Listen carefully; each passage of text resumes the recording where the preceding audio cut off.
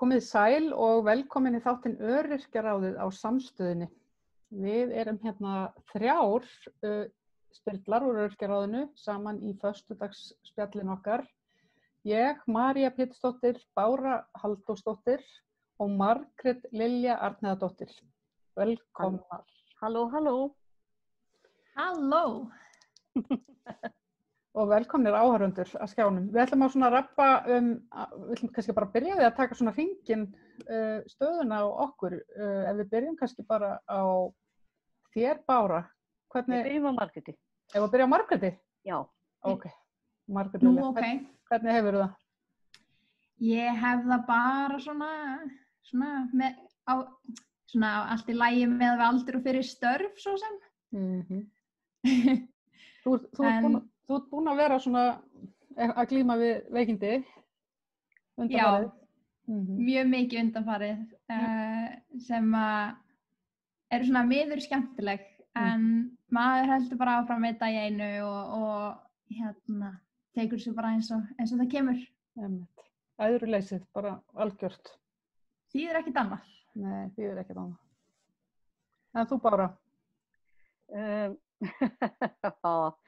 Ég er búin að vera, ég er með Facebook-hóp á Facebook sem heitir Hjálparhönd og er að taka inn peninga í sjóð þar sem ég deili milli einstaklinga sem eru kannski ekki alveg hæfir til að setja sjálfa sig fram á við sem heila persónur á fjölmiðlum, bara hæ, ég heiti þetta og núna megið þið segja mér hve ömurlegir ég er að get ekki gert þetta og hvort spyrja hvort ég hafi sótt þetta og allt þetta og eitthvað dótari. Þannig það er búið að vera að ganga ágætlega. Ég reynda bara, ég skora á alla sem eru að sjá þetta að koma inn og henda inn 1000 kalli eða eitthvað á reikninginn, það munar svo lítið. Eða ef þið eru í vandræðum, bara koma inn og biðja aðstoð.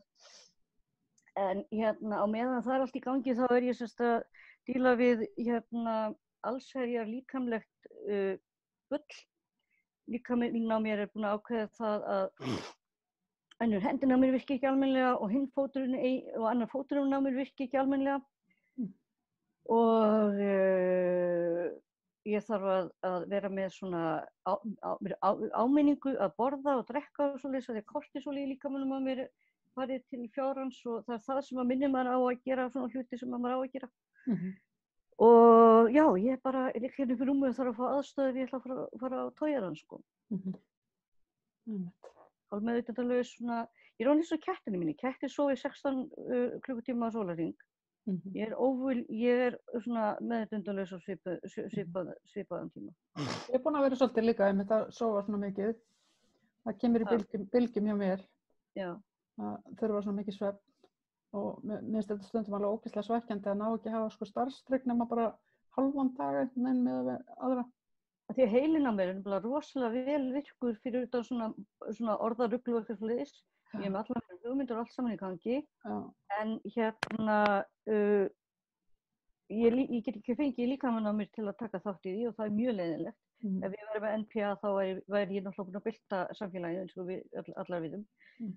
Og það er mjög erfitt að einhvern veginn þetta svona að liggja upp í rúmi með svona, þetta svona, já, að vera alveg bara þetta ætlaði ég að gera og þetta ætlaði ég að gera og þetta ætlaði ég að gera, ég ætla að gera svona og hins einn og geta síðan ekkert gert nema bara 12 mögulega. Margrét, þú ert með NPA, þú ert samt bara föst heima hjá þér. Mikið rétt. Þetta er svona töluvert mikið. Og það hjálpar ekki þetta yndislega veður sem við höfum verið með núna upp á síðkastið, þar sem að það gerir það svolítið erfitt að komast svona í hjólastól. Já, þú átt ekki svona torfæru hjólastól. Þó það væri nú alveg ágætt sko, þá get ég ekki sagt að ég bý svo vel. Nei. En þú, María, hvernig hefur þú haft það? Heyrðu, ég bara alveg svona þokkalegt. Ég er mikið upp og niður eitthvað þess dagana og fæ svona rosalega þreytu og mikið MS-einkenni og mikið dofa og þarf meira að sofa en svo svona næ ég að rífa mig upp inn á milli og vera þokkalega hress og framkvæma. Ég finn alveg að starfsfreki mitt er búið að vera minna undanfarið heldur vanalega. Þannig að ég hef líka svona brugðist sjálfri mér og þú veist, gleymt, ég hef verið rosalega gleymin. Það fylgir því oft líka einhvern veginn. Og svo kannski líka skammdegið að hafa áhrif. Því ég gleymi alltaf að fatta það. Eins og bánsarnir. Ha? Við erum kannski allar bara að fara í dvala eins og bánsarnir. Já, sko, ég fatt alltaf rosalega seint að sko það sé fara að vera rosalega dimmt úti og ég þarf að fara að kveikja á sko dagsljóslampanum í eldhúsinu hjá mér. Þú veist að ég á alveg rosalega fínan svona dagsljóslampa sem að virkar alveg fárulega vel. En ég alltaf rosalega lengi á haust, eða þess að það líður á veturinn að taka við mér og fatta bara, heyrðu, nú ætti ég að fara að kveikja á þessu ljósi. Já. Þannig að þetta eitthvað, því að taugaboði mín eru svona, þau eru mjög höktandi og hæg, þannig að, eða þú veist, þau eru samt svo skrítin og þau eru að var verið að rifja það, ég fór til taugalæknis daginn, var að fá út úr segulómi og ég var að rifja það upp að ég var alveg ég var búin að gleyma því, það var eins og ég hefði aldrei fengið þær fréttir að ég væri með sko svona klöster af skellum í hálsmænunni.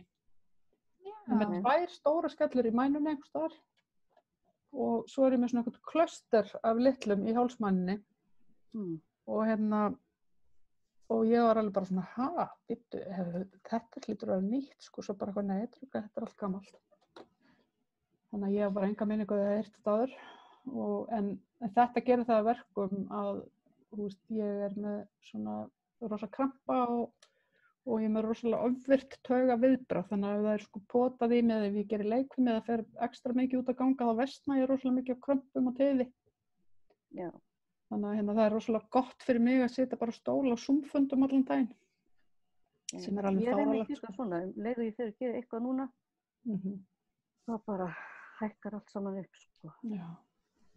Þetta svo skrítið að því svona almennt sko með MS svona vanalega fyrir flesta að þá virkar vel að hreyfa sig og gera teygjur og fara í leikfimi og eitthvað svona, en það bara versta sem ég geri, sem alveg óþolandi.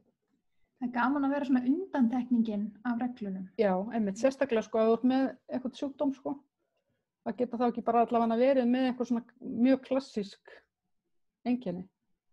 Nákvæmlega allavega geta bara að vita heyrðu, þarna fólk sem eins og ég. Já. En það ekki einu sinni þar. Nei, minn sjúkdóminn einmitt sko, hann er kallaður eftirhermur-sjúkdómurinn því hann hermir eftir öðrum sjúkdómum eða sem hann býr til bólgur án ástæðan einhvers staðar. Þannig að ef það í görnunum á mér þá ég allt inni bara með öll einkenni af Crohn's til dæmis. Já, einmitt. Og eitthvað svona og það einmitt, ég fer alltaf til læknis, þeir mæla allt draslið.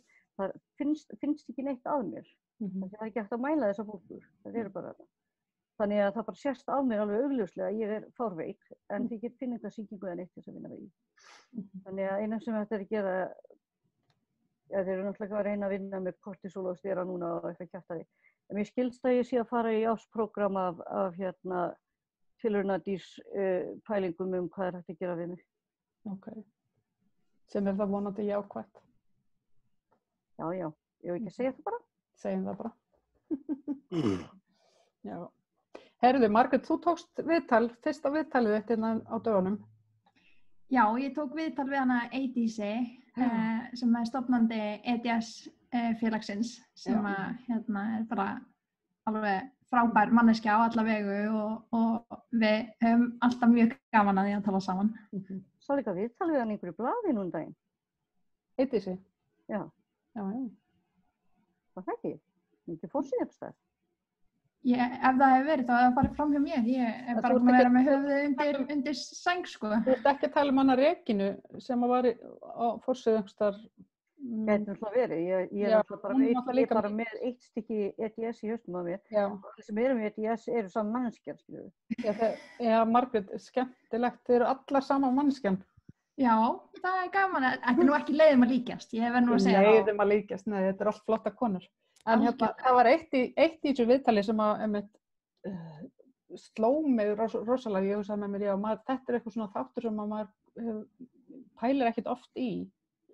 Og það var þetta með barneignir. Já. að einmitt konur sem að eru sem sagt langveikar og með bara svona einmitt bara vonda sjúkdóma, ef að svo má orðið komast. Það bara alls ekkert sjálfgefið að geta gengið með barn. Nei, þetta einmitt að slá mig rosa þessa dagana þar sem maður náttúrulega á barneignaraldri og líka minna að senda frá sig öll signal að halló, ég tilbúin. Einmitt. En þannig að og þetta alveg svolítið sár biti að kyngja, sko. Einmitt. Að bara já, nei, þetta ekki, ég mun kannski aldrei fá að upplifa draumum minn. Einmitt. Þetta gena erfist þetta? Já, þetta arfgengur sjúkdómur. Já. En já, eins og við fórum svolítið í viðtalinu að það oft einmitt betra þegar foreldrarnir eru meðvitaðir það fyrirfram, eða þú veist, ef að annað foreldri veit að það með EDS, þá getur það pikkað upp á einkennunum minn fyrr og gripið inn í, sko. Þannig að það svo sem kannski endilega alltaf að stoppa fólk, sem bara skil mjög vel. Nei, enda erfist allir fjandinn, sko, og það þýðir ekkert einhvern veginn að horfa á þetta. Nei, nákvæmlega. Ég lét testa genin mín af því að það til útgáfa af mínum sjúkdómum minn, hann til nokkrum útgáfum og einn af þeim tengist geni og ég lét testa genið. Ég fór allir einhver geðveikt samviskubit yfir því að ég hefði kannski eignast barn og hefði, sko, að því að myndi svo mikið sársaukadótari að ég hefði svona einlega dæmt hana til minnar rúmveru, sko. En hún virðist allt sem hann hafa komið rétt út hjá henni, sko. En ekki það ég lifi náttúrulega hláturslífi og auðvitað ef ég hefði vitað að hún væri að fá þessi einkenni þá hefði ég mitt sagt hennar bara nú áðsam hvað þið finnst, þú veist núna að fara að byggja upp líka með henn að þoliða þegar allt fyrir að hringja, sko, hringja. Það einmitt alltaf best þegar það hægt að grípa inn í sem fyrst, sko. Ég nefnilega var antisportist og ég sagði ég hleyp ekki nema ég sé eld. Hleyp ekki nema ég sé eld, já, einmitt. Það svolítið erfitt samt, þetta til dæmis eins og með minn sjúkdóm sem liggur í ættum líka, sko, það náttúrulega með flesta sjúkdóma, þeir liggi í ættum og svo einhverju utanaðkomandi áhrifavaldar sem að triggera og það tali til dæmis eins og með MS að það sé mögulega veirusýkingar sem triggeri, sérstaklega kannski Epstein-Barr-vírusinn og svo skortur á D-vitamin inntöku á unglingsárum. Já. Þannig að ég til dæmis núna, ég á 15 ára gamla dóttur sem að ég alltaf eitthvað að bögga með að taka D-vitamin. Og það gengur ekkert. Með trektina bara hérna. Nei, það gengur ekkert. Þú veist, það virkar ekki. Og hún vill ekki bara fisk, sem að ég gerir svo sem ekki heldur, hann aldrei, en það líst mér heldur ekkert á það. Þannig, nei, það einmitt þarna, sko. Þú veist, ég get ekki pínt honi hana vitaminum eða einhverju. Þetta einmitt svona, bara eins og ég man, þannig mörg ár síðan ég var unglingur sjálf og ég man alveg þegar mamma var eitthvað að reyna að pína honi mann einmitt D-vitamin og ýmislegt eitthvað. Það var bara ekki að ræða það. Ef ég var búin að ákveða að ég ætla ekkert að borða þetta, þá ætla ég ekkert að taka þetta inn, sko. Akkurat. Það var ekkert hægt að, enginn sem gat breytt því, sko. Einmitt. Og það gerir það einmitt ennþá erfiðara þegar maður veit að það eitthvað mögulega sko, einmitt sem að liggur á bakvið. Kannski svona mótrói, einhver mótrói. Já, þú veist, þetta líka alveg svo góðri ástæðu, einmitt þetta, D-vitamin út af möguleika á MS-genum eða, þú veist, eitthvað svona, en það eitthvað neginn, það var bara ekki að ræða það þegar maður búin að ákveða það. Einmitt. Já, einmitt. Þetta er svona. Heyrðu, já, ég talaði við hana Bryndísi, formann Þroskahjálpar á dögunum. Fékk hann svona innsýn inn í hvað Þroskahjálp standi fyrir, en Þroskahjálp er svona regnhlífa samtök ýmissa félaga sem að vinna aðalega málefni þroskaheftra. Við höfum ekki mikið rætt málefni þroskaheftra í þessum þáttum. Þannig að mér fannst mjög áhugavert að fá Bryndísi. Svo talaði ég við hann Grím Atlason á dögunum líka og fór aðeins yfir átakið sem að hann sagði okkur aðeins frá átakinu sem Geðhjálp hefur staðið fyrir 39 í samvinnu við Píeta samtökin og hann einmitt skrifar grein ásamt fleirum í Geðhjálparblaði nýjasta sem mjög áhugaverðar pælingar. Þannig að allavega pælingar orsakir og orsakir fyrir því að ungt fólk veikist á geði og hann var að tala skólakerfi meðal annars og eitthvað svoleiðis. Þannig og kynja og þess að kynja þess að mun á kynjónum inn í skólakerfinu líka og pælingar þar lútandi. Þannig að ég bara hvet allir til að lesa Geðhjálparblaðið, það er mjög áhugavert. Fyrir utan það að ég ætla að reyna að fá hana Sigríði síðan í viðtal til okkar líka á næstunni sem varaformaður Geðhjálpar, Sigríður Guðjónsdóttir, sem og því það hafa verið alveg svona röð af erindum hjá Geðhjálp núna í nóvember, mjög áhugaverðum erindum. Er það ekki líka bara mjög mikilvægt núna þegar við erum með COVID og jólin að koma og farin inn alltaf tíma á þetta. Ég held að það sé bara mjög mikilvægt. En hún var líka að tala eða þetta erindi, var haldið erindi málefni barna sem aðstandenda. Það alveg rosalega áhugaverður vinkill finnst mér. Og bara það hægt að horfa á þetta rafrænt og þetta einhvern þannig að fólk hefur áhuga. Þetta náttúrulega líka alveg svakalega mikilvægt málefni með þetta með börn sem aðstandenda. Já, af því svo hugsaði ég einmitt líka að því þó að við séum fyrst og fremst með einhverja líkamlega sjúkdóma, til dæmis við 3 að þá það er líka, ég veit að það er erfitt að vera barn aðstandi bara MS-foreldri sem veikt að sínu sjúkdómi en MS-félagið hefur haldið, til dæmis hefur gefið út bækur fyrir börn MS-fólks sem mjög bara gott mál og hafa líka haldið námskeið fyrir krakka. Og ég veit að dóttir mín fór á svoleiðis námskeið og þegar hún var bara, ég man ekki hvað hún var 10 ára eða eitthvað, 8 ára, 9, 10 ára og með öðrum krökkum, öðrum börnum MS-foreldra. Og það var útskýrt rosalega vel fyrir þeim sjúkdómurinn með því til dæmis að nota rafmagnsnúru sem hann var flett utan að fyrirstilla mænuna að vera að útskýra fyrir þeim hvað gerist í líkamanum og foreldrum þeirra sem gerir það verkum að þau veikjast. Og svo voru þau bara í alls konar verkefnum og henni fannst alveg rosalega gaman á þessu námskeiði og kynntist aðeins einmitt öðrum krökkum. Þannig að þetta, ég held að það vanti svolítið inn í fyrir utan það að þetta skortir náttúrulega algjörlega inn á spítalanum, að það sé einhvern veginn verið að grípa þessa krakka sem eru aðstandendur veikra foreldra. Já.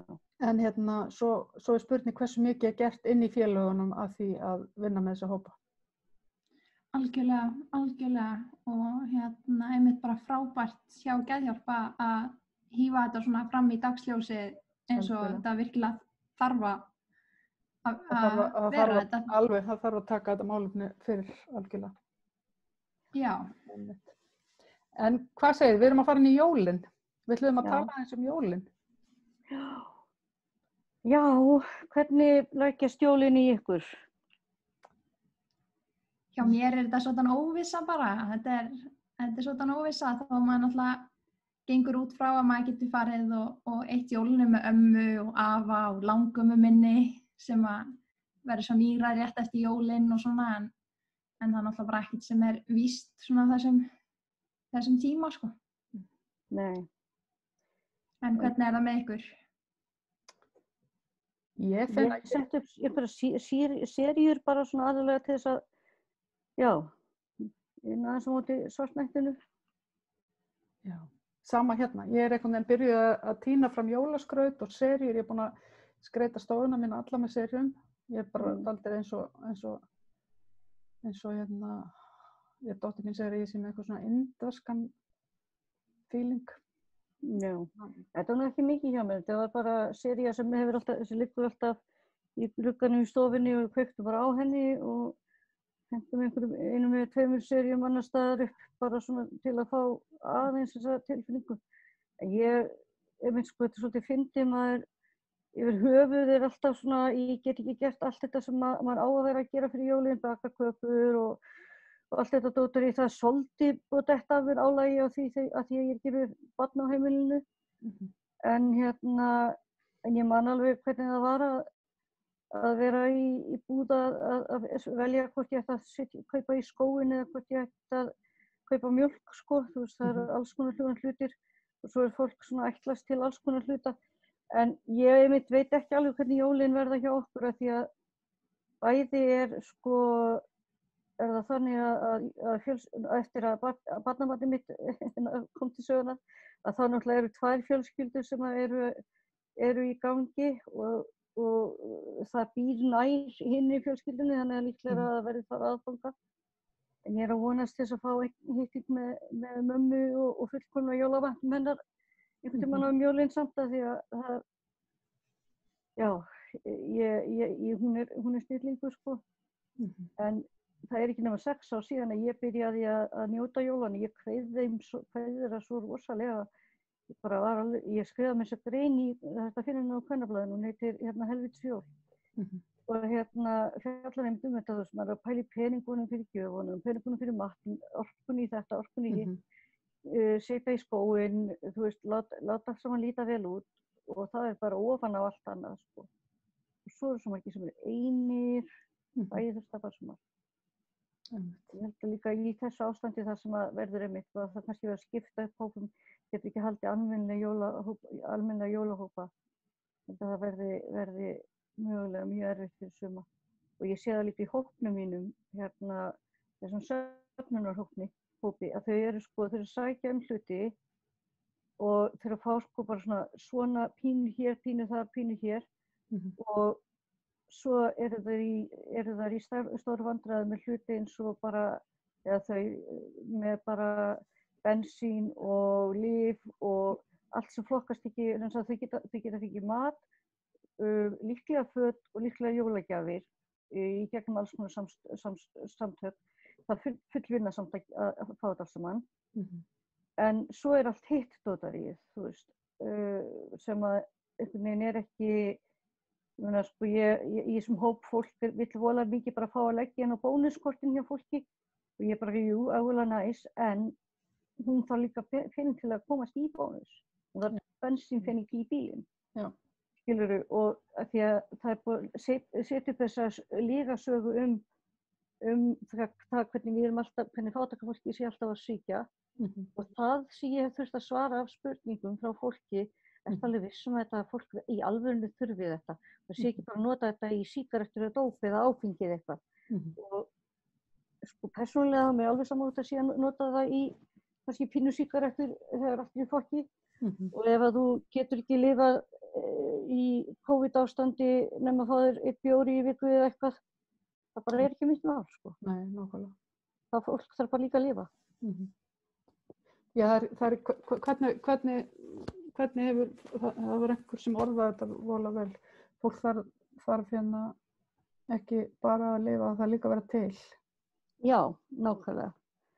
Og það er einmitt, sko, ég átti mjög langt samtal við frænda minn í jólaboði fyrir mörgum árum síðan sem síðan er alltaf nefnt bara að mamma kemur aftur svo ferð þú ekki að rífa kjaft farið þið geta röflum þetta í jólaboði mér er bara alveg saman, við erum bæði pólitískt tengjandi og þið getur bara farið eitthvað annað meðan við erum að tala um þetta svo ég var að ræða við hann munin á fátækt og upplifðri fátækt fátækt á pappír þú veist, passar einhverjum skala í mælingunum sem fátækt. Eða fátækt þar sem að þú á pappír lítur ekki út fyrir að vera undir fátækramörkum, en situr einmitt, stendur í netto og ert svona, ok, þetta tótt fyrir skóinn eða mjólk. Það er upplifið fyrir fátækt. Það er fátækt þar sem að algjörlega sama hvað tölurnar segja, þú ert fátækur ef þetta er stór ákvörðun fyrir því.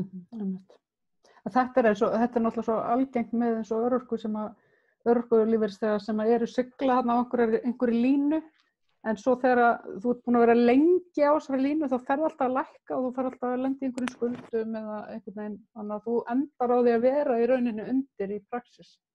Já, ég meina ég meina, það þarf að setja nýta bílinn, það kostar einhvern pening sem það hefur ekki, svo setur það á netgíró. Já.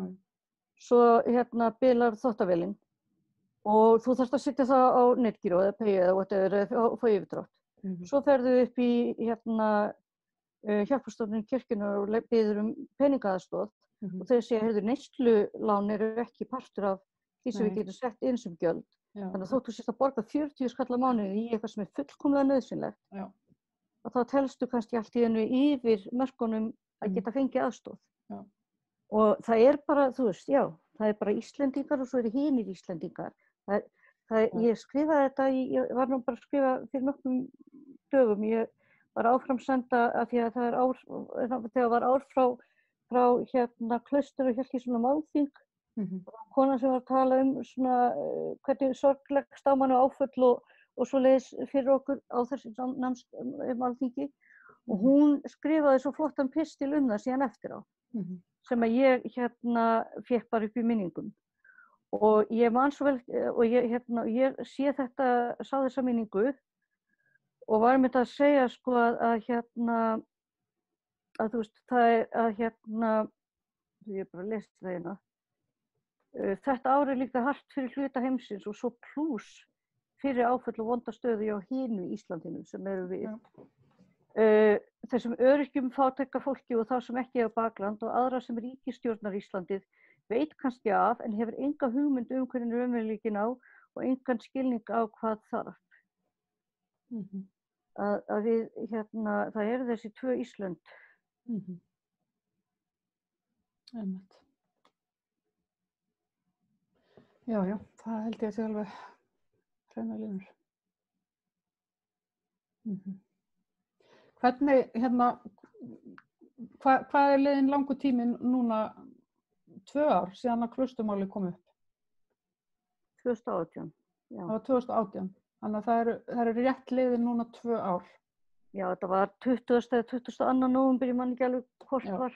Já, þannig að þú ert í annað skiptið að upplifa svona moment þar sem að, nú liðin x langur tími, hvað hefur breyst?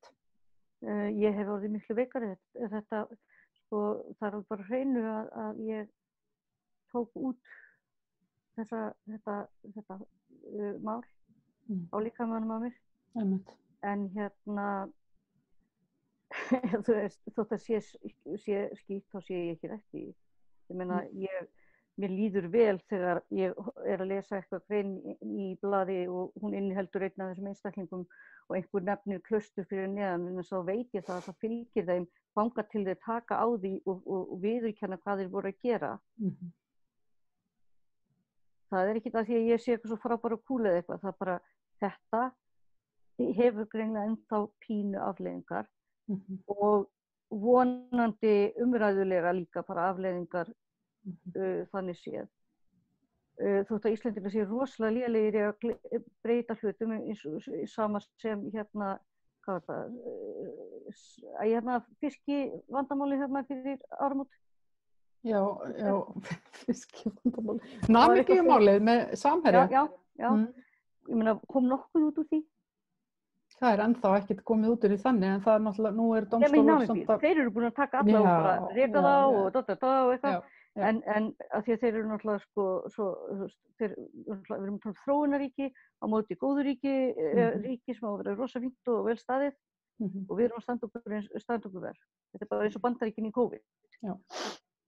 Það segir nokkuð, sko. Ég held að það segir sitt bara. Ég held að segja bara alveg ógeðslega mikið íslenskt samfélag að ekki það ég sé að setja eitthvað út á þessar þjóðþarna í Afríku, en fólk hefur þessa mynd af Afríku að þetta séu þú veist, hægara og allt þetta og greinilega líka mitt mútur eru möguleikar og eitthvað. En núna til dæmis að koma í ljós að Afríka að standa sér betur í COVID heldur en meiri hluti annara í heiminum. Þannig að við getum bara þóst vera betri eins lengi eins og við viljum, en við erum það bara ekkert. Nei, þetta ekki. Það reyndar verið líka eins og það hafa orðið minni útbreiðsla á COVID víðar í Afríku sem rakið til ýmissa þátta. En sem kannski annar mál, annar handleggur. Og Asíufólkin, þau voru náttúrulega bara búin að taka þetta alvarlega í gegnum SARS-stóttarið og tók þetta bara aftur alvarlega. Þannig að, já. Já, einmitt. Nú heyrist eitthvað inn í stofuhurðin hjá mér, það eitthvað dýrar en að brjótast inn í stofuna. Er það skógarhurð, er það pínulítill hrísgrjón? Það eitthvað lítið dýr, ég held að sé lítill hundur, með grunar það. Ég vil benda áhörundum á að hún María, hún á hund sem ég kalla hrísgrjónið, af því að hann það lítill að það stingur honum sko í svona dömuveski svo það ætlar að fara út. Já, ég er með 2 hunda, þeir eru báðir mjög litlir en annar aðeins minn en hinn.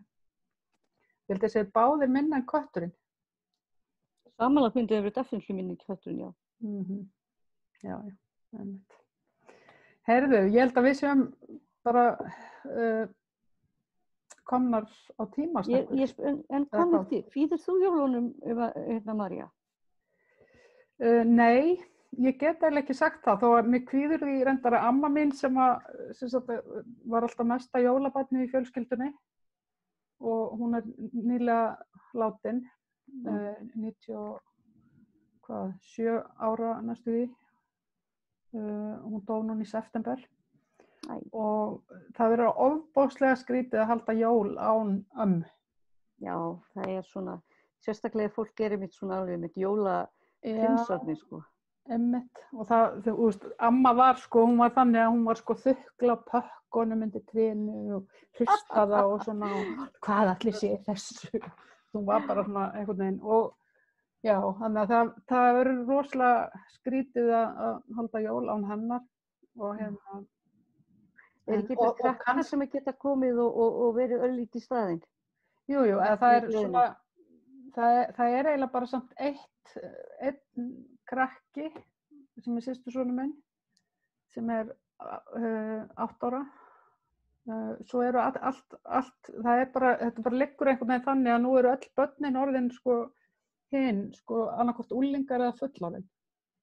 Já, ég átti svo það vantar lítil börn í þessa fjölskyldu núna. Já, ég átti svo erfiðan dag daginn og rettaði því einhvern veginn að fara í jólaþorpið, þetta litla jólaþorpið í IKEA. Og það voru svona 6 litlir, svona undir 5 hlaupandum og mamma og eitthvað. Og ég verð að segja það bara, þú veist, bensínið, sko, sem ég fekk bara út úr því að horfa á þessa litlu vitleysinga, það var alveg vissuði. Og verður að grípa litlu góðu hlutina þegar allt saman er svolítið í klessu. Þetta verður skrítið. Já, einmitt. Ég næ stundu smá spjalli við litla krakka hérna út á leikskóla, ég fer labba með hundana. Já. Það gefur manni alltaf eitthvað krakka á leikskóla aldrei. Ég labba alltaf með hundi minn fram hjá skólanum hérna við hliðina, einmitt bara í vonum að einhver krakki sé að leika. Já, bara lendi einhverju dásamlega skemmtilegu samtali sko, við litla krakka. Krakkar algjörðu snillingar. Þeir eru það.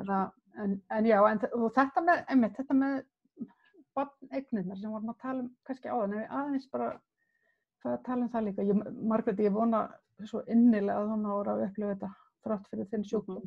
En ég man, sko, þegar ég var, sko, ég náttúrulega eignast fyrsta barnið mitt mjög ung, sko, en svo eignast ég, fyrstu 2 í rauninni, svo eignast ég aftur barn þegar ég er 34 ára. Og þá orðin veika MS-sjúkdómanum. Og þá var svona, læknar voru ekkert endilega að mæla með því að maður væri að eignast barn með MS-sjúkdómanum.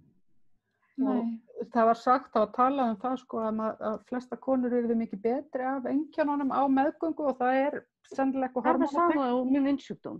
Já, það er sennilega eitthvað hormóntengt eða eitthvað. En svo hins vegar eftir fæðinguna að þá getur maður vext meira vegna bara álags með brjóstakjöf og annað og það var reyndin hjá mér sko að ég til dæmis þegar dóttir mín var lítil að þá lamast ég í höndunum sko, bjó í húsi pínulitlu húsi á 3 hæðum, eldhúsinu í Keflavík, ég gat ekki haldið á barninu niður til að gefa henni að borða sko. Þannig að þú veist, þetta var svolítið flókið en hérna En læknar voru ekki mikið að mæla með þessu, en mér finnst eins og það hafi svolítið breyst, þetta viðhorf í dag. Það sé ekkert endilega verið að svona, læknar sé ekki að setja sig á þennan stól beint. Nei, Ég ekki held að þessi bara Hvað þú segirðu, ekki Margrét? upplifað. Margrét, sorry. Já, ég ætla að segja ekki nema náttúrulega alveg í nauðsyn, sko. Já, Það er svona leiðilegast ef maður er að horfa upp á vini sína með sama sjúkdóm og svipum aldri sem maður er að upplifa fósturmissi og jafnvel bara börnin þeirra hreinlega degi þegar eftir að þau eru fædd. Og það er náttúrulega bara eitthvað sem maður er einhvern veginn að horfast í augu við og hérna bara einmitt að það er einhver áhætta sem maður tekur að þú veist í rauninni. já. Þegar maður er Svo er með líka- svona slæmt Já. tilfelli af þessu eins og ég virðist vera með. Mhm. Það er Mig langar svo náttúrulega allur gangur þar á, en já, bara. Já, mér langar svo að bæta inn í nákvæmlega þetta. Áður en ég vissi að ég væri með þennan sjúkdóm, þá misti ég fóstur, ég held að það hafi verið 5 sinnum. Einu sinni það langt gengið að það var bara eiginlega furðulegt. Og mér var sagt að ég gæti greinilega mjög auðveldlega orðið ólétt, en ég gæti ekki gengið með barn. 2 vikum eftir að mér var sagt það, þá komst ég að því að ég væri ólétt af barninu mínu sem ég á núna. Og ég á það. Og ég hef alltaf verið mjög sátt við það, bara ég ætla ekki að leggja þetta á mig aftur. Það er svo margt sem að maður veit ekki hvernig það fer. Og hérna, þú veist, auðvitað er sumir sem bara langar ekki að eignast börn og það er bara fínasta málið. En ég held að sérstaklega í nútíma vísindum þá sko 1 af hverjum 4 börnum yfir höfuð, fóstrum yfir höfuð er verða fósturlát. Það er ekki talað þetta. 4. hvert fóstur sem verður til deyr. Þannig að ef maður getur unnið sig í gegnum þessa hluti og virkilega vill þetta, þá myndi ég alveg segja að það væri þess virði. En Margrét Lilja, þú segir að horfa upp á vinniðina og þeir missa fóstur og missa börnin sín. Jafnvel. Hefur það gerst sem sagt út frá sjúkdómnum þá eða? Já, sem sagt út af því að þau hafa þá eignast þau langt fyrir tíman. Já, út af sjúkdómnum, þannig að þau hafa verið rosa fyrirburar og ekki náða að lifa það af. Já, ekki þannig að þau fæðist og verið í lagi í smá stund og svo eitthvað. Nei, því að náttúrulega ef þau eru gengin alla leið þá er þau náttúrulega bara eins og önnur börn. En það er náttúrulega aðalega þetta í rauninni að þá er bandvefurinn það veikur að hann heldur barni bara hreinlega ekki inn í sér. Það er bandvefur sem að sér allar himnur og allt svoleiðis sem að er á leiðinni frá legi og út í heiminn, sko. Já. Þegar ég var á lámi mína, síðasta mánuðin þurfti ég að liggja inn á spítala út af grindaglinnu og öðru, þá kona við hliðina á mér sem að lá með fæturnar upp í loftið og þurfti að gera það frá 22. viku að því að annars myndi það bara fara á stað, sko, og hún lá bara alltaf með fæturnar upp í loftið í marga vikur, sko. Þannig að ég kannast við þetta er rosalega erfiðir hlutir. Maður verður líka bara þá einhvern veginn að undirbúa sig undir svona hluti ef maður ætlar að fara út í þetta ferli, maður veit að þetta er að fara að gerast. Mögulega. Nákvæmlega, þetta er einmitt bara eins og... Vera með stuðningsveldi og góða sálfræðing og allt þetta. Já, þetta er bara svona eins og ég og Eydís tölum að þetta er allt öðruvísi hugsanir heldur en kannski jafnaldrar okkar þurfa að hugsa út í. Að það er bara miklu meira en bara sjúkdómur sjálfur, það er bara allt á milli heimins og jarðar eins og bara þetta, barneignir og alls konar sem er alveg samt ótengt örorku þannig lagað, sko. Já, einmitt. Það fylgir bara rosalega pakki með. Bara auka álag sem fylgir svona skrýtnu sjúkdómum sem er á flæði. Herðu, já, jólin, fleiri börn. Ég er alveg á eitt svona stjúpbarnabarn sem er reyndar yngri en 8 ára, hún varð 8 ára daginn. Hún býr í Danmörku, þannig að ég fæ vantilega ekki að sjá hana heldur. En já, fleiri börn, takk fyrir. Já, ég held líka bara að við verðum bara, þetta verða mjög skrítin jól, en fyrir kynslóðir hafa farið í gegnum alls konar skrítin jól og ef við kannski bara reynum að viðurkenna það að hlutir geta ekki verið í norminu í smá tíma, þá er þetta allt í góð. Við sem sjúklingar erum nefnilega vöni að hlutirnir geta ekki verið í norminni í svolítinn tíma. En þetta er mjög erfitt fyrir heilu þjóðir. Ég fór allt í að hugsa, hafið þið heyrt eitthvað um það hvort að það sé von á einhverju ekstra meiri fjölgun út af COVID? Fólksfjölgun? Ertu að meina, já. Eða minni fólksfjölgun, af því fólk hefur ekki getað farið á djammið jafn mikið. Ég finnst sko önnur hver manneskja sem ég þekki á Facebook vera eiga von á barni og það? Þú veit náttúrulega sem aldrei líka.